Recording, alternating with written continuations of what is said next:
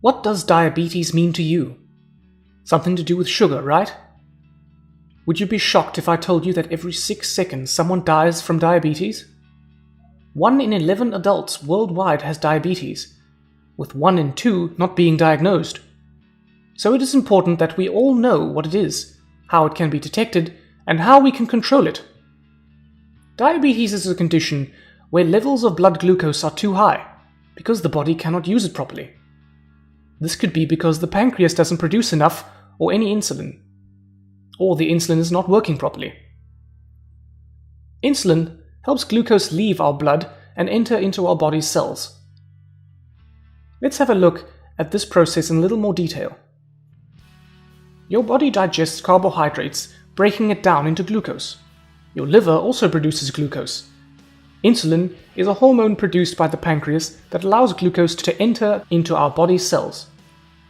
Here it is used to provide energy to undergo our normal life processes, like growth and repair. If you have diabetes, your body cannot make proper use of this glucose, and so it builds up in our blood and cannot be used by cells. There are 2 main types of diabetes. Type 1 is when there is no insulin at all, whereas type 2 is when there is insulin present, but either there isn't enough or it isn't working properly. Type 1 diabetes is an autoimmune response, where the body destroys its own insulin-making cells. This type has nothing to do with diet or lifestyle, and currently there is no cure. Just daily treatment on insulin injections or pumps. The symptoms of type 1 diabetes are thirst, needing to regularly pass urine, tiredness, and weight loss, and can occur very suddenly. Without any insulin, the glucose cannot enter the cells, so the cells cannot use it for energy.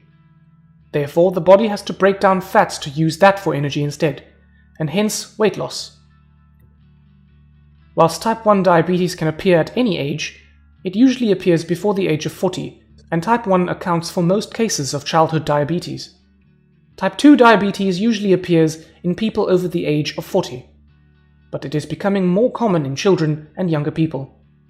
It accounts for between 85 and 95% of all diabetes and is treated with a healthy diet and regular exercise. Medication and/or insulin are also often used. Where the development of type 1 diabetes is often sudden and dramatic, the symptoms for type 2 are much more mild, making it harder to detect. There are some key risk factors associated with type 2 diabetes, including a family history of diabetes, being overweight, having an unhealthy diet, not doing much or any physical activity, age, high blood pressure, and ethnicity, where South Asians have a greater risk.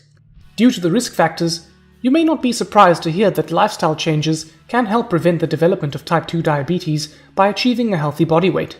30 minutes of exercise a day can reduce your risk of developing type 2 diabetes by 40%. So now you should know the difference between type 1 and type 2 diabetes, and that by maintaining a healthy lifestyle, you can reduce your risk of getting type 2 diabetes.